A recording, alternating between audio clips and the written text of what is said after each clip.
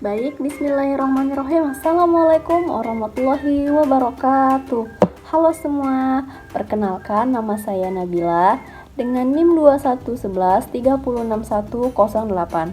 Dalam video pembelajaran kali ini, saya akan menjelaskan secara singkat apa itu tentang business plan atau perencanaan bisnis. Oke, langsung saja.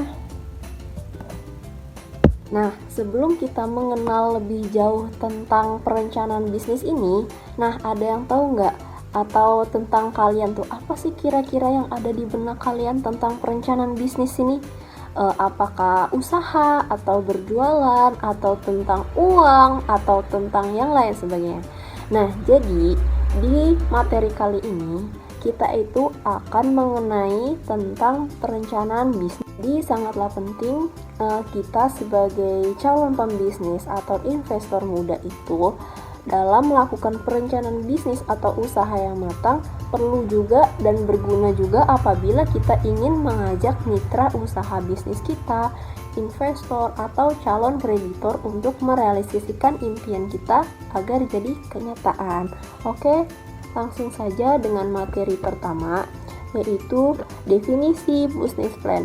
Jadi perencanaan bisnis ini merupakan gabungan dari beberapa rencana yang fungsional itu, misalnya seperti pemasaran, keuangan, manufaktur, pengeluaran, investor, pasar, dan lain-lain. Dan itu sangatlah wajib dan perlu disiapkan oleh seorang pengusaha dengan berkonsultasi dengan beberapa orang dan juga beberapa sumber lain dalam kesiapannya seperti konsultan pemasaran, akuntan, dan lain sebagainya. Tentunya di dalam perencanaan bisnis itu terdapat beberapa tujuan yang memang harus dicapai oleh si pengusaha muda tersebut. Tujuan yang pertama yaitu menunjukkan keseriusan berbisnis.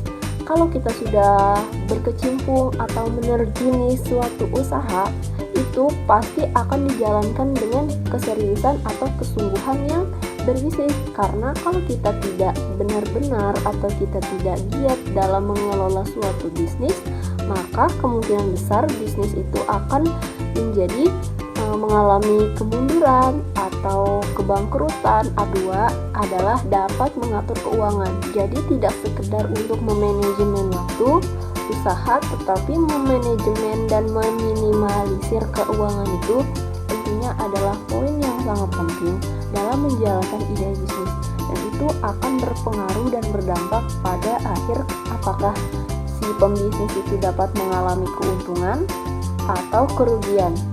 Nah, tujuan yang ketiga adalah memahami pelanggan.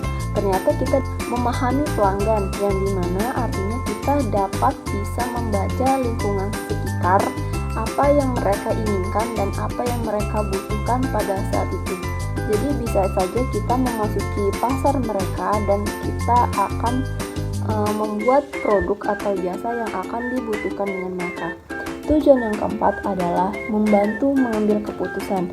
Jadi dalam berbisnis itu sangatlah penting dan bukanlah hal yang mudah, karena dalam mengambil keputusan, misalnya seperti kita berhubungan dengan investor lain atau pemasaran yang lain ataupun dengan klien dan juga tentang target pasar.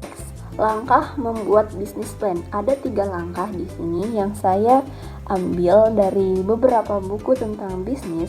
Yang pertama adalah mengenal bisnis yang akan kita jalani. Sebelum kita benar-benar terjun ke bisnis itu, alangkah baiknya kita mengenal bisnis, seluk-beluk dan latar belakang bisnis apa yang kita tekuni